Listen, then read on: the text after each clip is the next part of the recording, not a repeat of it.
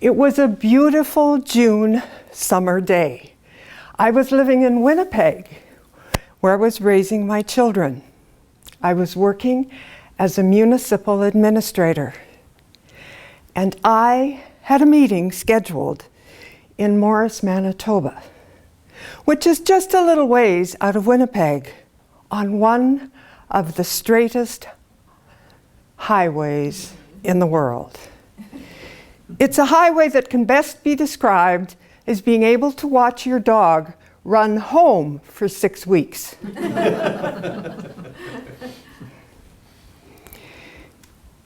Now, heading down this highway, oh, did I tell you, I had just bought my dream car, a Z24 sports car. And did I tell you, I have an incredibly heavy right foot. Oh, and the last thing, you never ever speed on Highway 75. It is heavily patrolled by the RCMP. So this beautiful summer day, I'm driving to Morris, Manitoba. There was no one on the highway, no one. And off in the far, far, far distance, I see this little speck. And all of a sudden, I see 2 more specks. One red and one blue. So I just pulled over on the shoulder and waited for the RCMP to arrive. I pulled out my registration for the car and I pulled out my driver's license. Might as well have it ready. And yes, I had actually looked down at the speedometer before I stopped. The police officer arrives at the window. "Hi, ma'am, how are you?" "Fine. Do you have any idea, ma'am, how fast you're going?" "No, but probably too fast."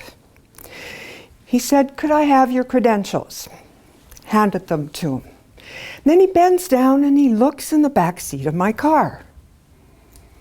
He said, "Why are you traveling with Manitoba statutes in your car?" So I said, "Because I'm a municipal administrator heading to Morris, Manitoba for a municipal meeting." Oh. And off he went to his car. Now it took him a long time in his car, and I thought, oh, this is not going to be great. And I watched in my rear view mirror. Whomever he was talking to, he was having a blast because he was laughing and laughing hard. And I thought, he's checking me out.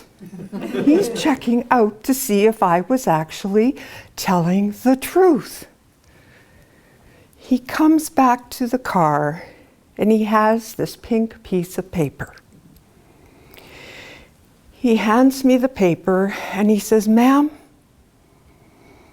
this time, I'm not giving you a ticket. But don't you ever drive 160 kilometers again." Whew. I thanked him.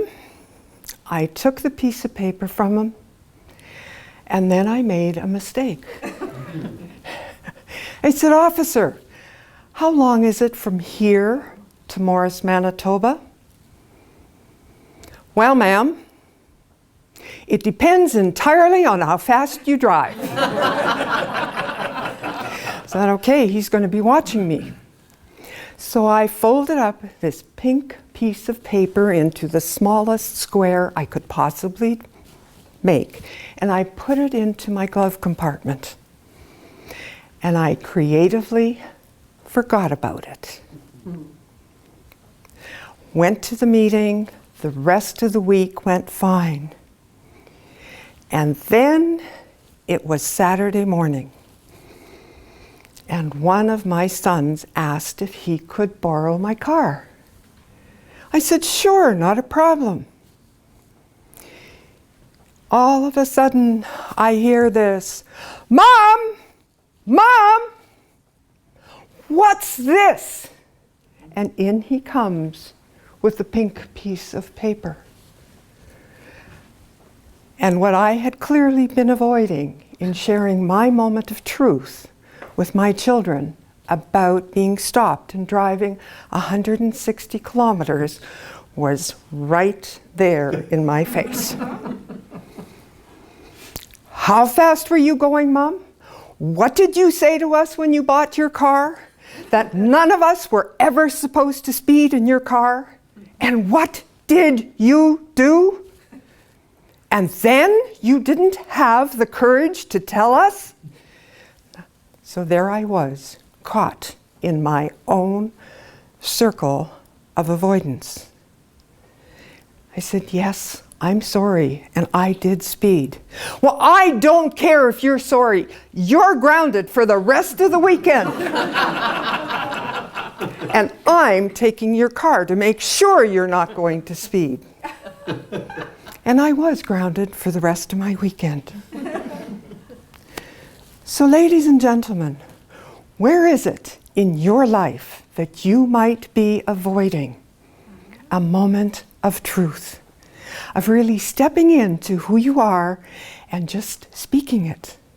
Whether it's at home with your children or grandchildren, brothers and sisters, aunts and uncles, wherever it might be, or even in your workplace. Stand in your moment of truth.